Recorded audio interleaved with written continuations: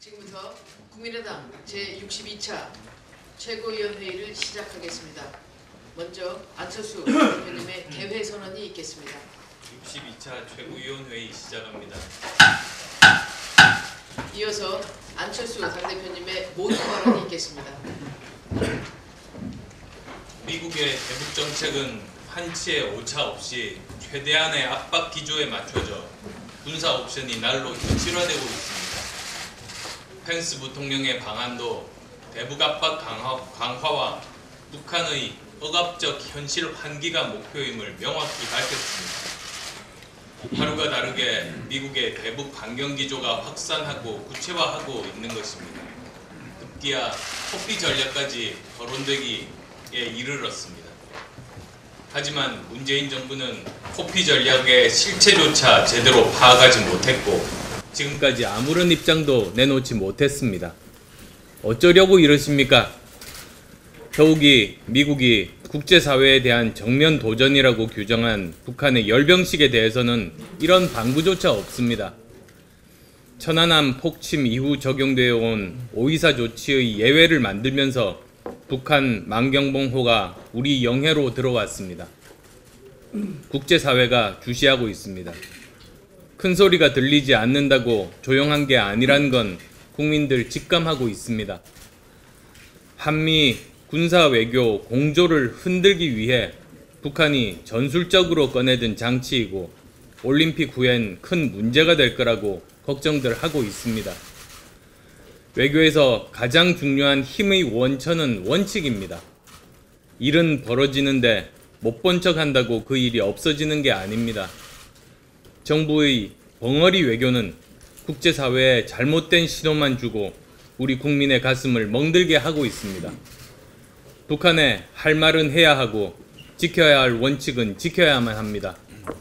우리 스스로 대북 제재의 원칙을 확고히 지키고 굳건한 한미동맹에 기반한 긴밀한 공조와 대응을 이어나가는 것이 최고의 전술이자 최선의 방어선임을 결코 잊어서는 안 될 것입니다. 문재인 대통령은 지난 5일 공식적으로 대통령 발의 개헌안 준비를 지시했습니다.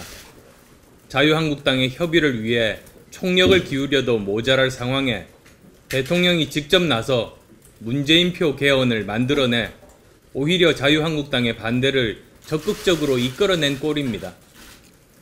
도대체 개헌에 대해 의지가 조금이라도 있는 것인지 의심스럽습니다. 더불어민주당은 난데없이 대통령 4년 중임제 개헌안을 당론으로 마련해 야당의 반대를 유도하다시피 하지 않았습니까? 덕분에 권력구조 개편 논의는 원점으로 돌아가고 개헌안을 두고 거대 양당은 또다시 이념 대결로 접어든 양상입니다. 시중에 떠돌던 청와대발 개헌 시나리오가 그대로 맞아 들어가는 모양새입니다. 결국은 국회 반대로 개헌이 무산되었다고 뒤집어 씌우고 지방선거에 이용하려는 얄팍한 수를 밀어붙이고 있는 것으로 보입니다. 청와대는 속이 뻔히 보이는 수로 30년 만에 개헌을 무의로 돌려서는 안 됩니다. 민주당은 국회 구성원의 일원으로서 역사에 부끄러워해야 할 것입니다. 제왕적 대통령제의 폐해를 극복하고 분권형 개헌을 만들어 달라는 국민적 요구는 공허한 메아리가 아닙니다. 6월 지방선거와 개헌 국민투표 약속을 긴 껍데기로 만들고 정치공학적으로 이용하기만 한다면 국민이 반드시 심판할 것입니다. 문재인 대통령은 대통령 발의 개헌안 지시를 즉각 철회하고 국회 주도의 개헌 원칙을 천명할 것을 강력히 촉구합니다. 마지막으로 5.18 특별법 관련 말씀드리겠습니다. 어제 국회 국방위원회에서 5.18 진상규명 특별법에 대한 공청회가 열렸습니다. 당초 지난해 12월 여야 합의로 법안 소위를 통과했으나 전체 회의에서 거론된 자유한국당의 공청회 요구 절차를 거친 것입니다. 공청회 논의 결과를 토대로 필요한 보완을 거쳐 2월 국회에서는 미완의 5.18 진상규명을 완수해야 합니다. 내가 살 날이 얼마 남았을지 모르지만 남편 비석이라도 하나 세우고 떠났으면 좋겠습니다. 5.18 민주화 운동 당시 행방불명된 남편을 37년째 기다리고 계시는 최정자 씨의 바람입니다. 나아가 그것은 광주 시민 그리고 국민 모두의 염원일 것입니다. 20대 국회가 그 국민적 염원을 반드시 이루어냅시다. 진상규명은 여야의 문제가 아닙니다. 시대적 양심의 문제입니다. 과거에 대한 반성 없이 미래는 없습니다. 2월 국회에서 5.18 진상규명 특별법 처리를 통해 시대 정신을 실천하고 5월의 아픔을 함께 치유합시다. 그것이 우리 세대의 역사적 과제이자 책무이며 미래 세대에 물려줄 정신일 것입니다. 검찰이 이명박 전 대통령의 범죄 혐의에 대해 정식 인지 절차를 밟아 피의자 입건한 것으로 알려졌습니다. 검찰은 이명박 정부 시절 국정원 특수활동비 상납과 관련해 이 전 대통령을 사건의 주범이라고 결론 지은 것입니다. 이명박 대통령 당시 청와대와 국정원 관계자들의 진술로 보아 불법이라는 구체적 지적까지 무시하면서 부정한 돈을 계속 요구한 것으로서 대통령의 책무를 저버린 파렴치한 헌법 파괴 행위입니다. 박근혜 전 대통령의 국정농단 재판에서도 이와 유사한 혐의가 추가됐던 만큼 이 전 대통령에 대한 직접 조사와 사법 처리는 더 이상 늦춰서는 안 됩니다. 적폐의 총번산이자 뿌리나 다름없는 이 전 대통령은 본인 스스로 나에게 물어라 라고 한 만큼 자진해서 검찰에 출석해 국민 앞에 진실을 밝히고 엄정한 법의 심판을 받아야 합니다. 또한 어제 검찰은 다스의 진짜 주인은 이명박이라고 잠정 결론을 내린 것으로 알려졌습니다. 다스는 누구 겁니까? 라는 오랜 의혹이 다스는 이명박 소유라는 사실로서 밝혀진 것입니다. 이제 검찰은 지체할 필요 없이 이명박 전 대통령을 즉각 소환해 조사해야 합니다. 올림픽 기간이라도 이와 같은 천인공노할 전직 대통령의 헌정유린 국정농단에 대해서는 그 조사와 단전은 결코 멈춰서는 안 됩니다. 안철수 대표께서도 5.18 특별법에 대해서 말씀이 계셨습니다만 어제 국방위에서 특별법에 대한 공청회가 있었습니다. 5.18 민주화 운동은 미완의 역사라고 합니다. 아직 밝혀지지 않은 부분도 많고 일부에서는 아직도 악의적인 의도로 폄훼를 하고 있는 만큼 조속한 법안 통과로 하루라도 빨리 객관적이며 엄정한 진상조사가 이루어져야 합니다. 민주당과 자유한국당 등 여야 각 정당들의 적극적인 협조를 당부드립니다. 이재용 삼성 부회장에 대한 집행유예 판결은 대한민국이 삼성공화국임을 만천하에 선언한 것입니다. 이재용 부회장이 박 전 대통령에게 명시적이든 묵시적이든 청탁을 하지 않았다. 또 삼성의 승마 관련 지원과 박 전 대통령의 직무집행 간의 대가관계가 존재하지 않는다. 삼성그룹의 승계 작업을 부정청탁의 대상으로 볼 수 없다. 이러한 재판부의 사실인정 자체에도 수긍할 수 없는 점 투성입니다.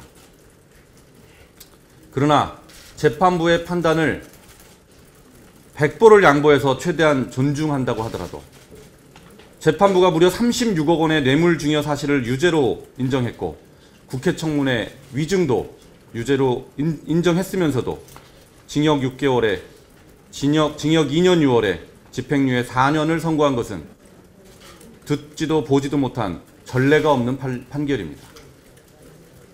대법원 양형 기준에 의하면 1억 원에서 5억 원 사이의 뇌물 수수죄는 7년에서 10년형이 기본형이고 감경을 해도 5년에서 8년형이 선고되어야 됩니다. 지금 이 시간 전국의 교도소와 구치소에는 1억도 안 되는 뇌물을 줬다는 죄로 구속되고 실형을 선고받은 피고인들이 얼마든지 있습니다. 제가 보고 참여한 재판에서도 수천만 원 뇌물로 실형을 선고받은 경우가 수도 없었습니다. 그들 피고인들과 가족들은 이재용 판결을 보고 이게 나라냐 하는 생각으로 밤잠을 이루지 못했을 것입니다. 이럴 거면 아예 대법원 양형기준표는 서민용이다 이렇게 선언을 하면 어떻습니까? 아니면 대법원 양형기준은 재벌들한테는 적용되지 않는다는 단서를 두는 것은 또 어떻겠습니까? 법원이 국민 감정 죄송합니다. 법원이 국민의 법상식을 너무 뛰어넘는 그런 행동은 이제 보지 않았으면 좋겠습니다. 평창올림픽이 목전에 와서 온 국민이 단결을 해서 세계인의 축제를 시행해야 되는데 각국 정상들이 들어오는 대로 우리나라 안보의 메시지를 가지고 와요. 하객으로 오신 분들이 안보의 문제를 가지고 워딩을 계속 쏟아내고 있습니다. 그토록 안보가 지금 3개월 후에 어떻게 될 것인지 온 국민이 걱정을 하는 상황입니다. 북한이 4일 밤 북한의 2인자인 김영남 최고위원이 상임위원장을 파견하기로 하며 적극적인 대화 의지를 표하는가 싶더니 5일에는 평창올림픽 예술단을 만경봉으로 보내겠다고 일방적으로 우리 측에 통보하며 우리 정부의 대북 제재 의지를 시험하였습니다. 천안함 폭침 이후 2010년 5.24 조치에 따라 만경봉호는 우리 영해에 진입할 수 없습니다. 하지만 우리 정부는 또다시 북한의 이와 같은 행태를 예의적으로 허용하겠다는 입장을 내비치며 국제사회에 공조하는 반하는 정책을 펴고 있습니다. 이와 대조적으로 펜스 미 부통령은 북한의 장기 영유권에 숨진 오토 월비어의 부친도 올림픽 개막식에 동행할 것이랍니다. 또한 올림픽 개막일 오전 탈북자들과 함께 천안함에 있는 평택 해군 2함대 서해 수호관을 방문하여 북한의 무력 도발 행위와 북한 정권의 위험성을 국제사회에 폭로하겠다며 압박의 수위를 한층 더 높여가는 의지를 드러냈습니다. 미국의 펜스 부통령의 보좌관은 북한의 올림픽 참가는 북한이 지구상에서 가장 포악하고 억압적인 정권이라는 사실을 가리려는 위장 전술일 뿐이라는 것을 국제사회에 널리 알릴 것이라고 하였습니다. 심지어 우리 정부의 펜스 부통령과 북한 인사의 동선이 겹치지 않도록 해달라는 요구까지 하였습니다. 이처럼 우리 정부와 미국의 대북 전략이 전혀 다른 방향으로 가고 있습니다. 그것이 미국과의 협의 끝에 이루어진 냉온 전략이라면 다행이겠지만 최근 알려진 바에 따르면 한미 간 사전 협의도 없었던 것으로 보입니다. 지난 4일 월스트리트 저널은 김정은이 신년사에서 평창올림픽에 북한 대표단 파견을 제안하자 대통령과 참모진이 대책을 논의하면서 미국 정부와는 사전 협의를 하지 않았다고 보도한 바 있습니다. 문 대통령께서는 그동안 어떤 선제적인 대북 군사행동도 우리의 동의 없이는 할 수 없다며 국제사회에 한국의 역할과 협의의 필요성을 강조해 왔습니다. 그러나 정작 북한의 제안에 대응해서 대북 정책을 실현하는 과정에서는 미국과의 협의 과정도 없이 단독으로 한 바 있습니다. 북한의 핵미사일 완성 시점을 수개월 앞둔 절체절명의 한반도 위기 상황에서 동맹국과 발을 맞추어 위기를 극복해 나가야 한다는 중요한 사실을 잊은 것인지 아니면 알면서도 모른 척하는지 묻고 싶습니다. 북한은 올림픽 참가만을 위한 부분적인 남북대화에 나섰을 뿐 핵미사일 도발이나 비핵화 이슈에 대해서는 미동도 하지 않고 있다는 것이 사실입니다. 북한 2인자 방문에 반색하고 북한 예술단의 화려한 공연에 넋을 잃고 북한의 오락가락 전술에 정신까지 잃은 것은 아닌지 묻고 싶습니다. 북한은 대규모 열병식을 갖고 우리와 미국을 향한 공격적인 자세를 조금도 굽히지 않고 있습니다. 북한의 김영남 상임위원장이 비핵화 메시지를 내놓기 전까지 우리가 그의 방문에 반색할 이유가 도대체 무엇입니까? 정부는 현실을 직시해야 합니다. 혹시 우리 정부가 이렇게 양보하다 보면 북한의 태도가 곧 변할지도 모른다는 막연한 생각을 갖고 있는 것은 아닌지 깊이 고민해 봐야 할 것입니다. 다시 한번 촉구합니다. 안보는 가능성이 아니라 방향성에 무게를 두어야 합니다. 우리의 방향성은 한반도 비핵화입니다. 그 방향을 잃고 혹시 모를 막연한 가능성에 기대는 순간 우리의 우려는 현실이 될 것임을 명심해야 할 것입니다. 안보는 실패와 성공을 반복하는 사업이 아닙니다. 한 번에 국가와 국민의 생존을 결정하는 문제임을 결코 잊어서는 안 될 것입니다. 네, 제가 월요일에 이 국회 정치개혁 소위 활동과 관련해서 또 개헌 소위 활동과 관련해서 한 말씀 드린 바가 있는데, 어제 정치개혁 소위 또 전체 회의가 파행이 됐습니다. 원내대표들끼리 오늘 7일 날 본회의에서 광역의원 정수 및 선거구에 관한 문제를 합의 처리하자라고 합의를 했음에도 불구하고 지금까지 교착 상태에 있습니다. 소위원장으로서 무기력감을 느낄 정도입니다. 거대 양당의 성의 없는 자세, 또 양보 없는 여전한 협상 태도, 반드시 시정되어야 한다고 생각합니다. 어제도 오후 내내 양당 간사의 응답을 기다리다가 무산이 되었습니다. 합의의 미덕을 보여줘야 될 마지막 시점이라고 생각합니다.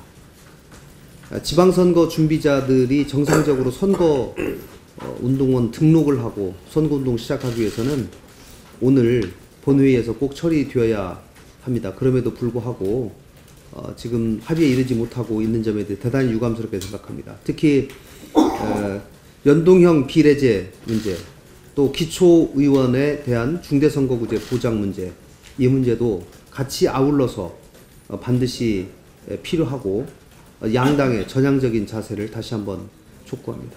이상입니다. 이상으로 공개 회의를 마치고 비공개로 회의를 전환하겠습니다. 언론인 여러분 수고하셨습니다.